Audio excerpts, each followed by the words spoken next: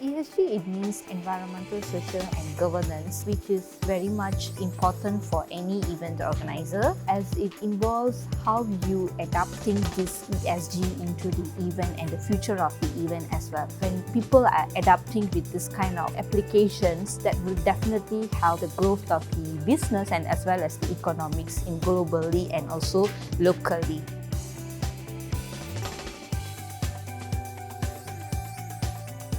Generative AI can enhance the work that people do related to business events. I think it's good to actually start exploring to see how AI can be actually customized to each of our individual needs and what we want from the job.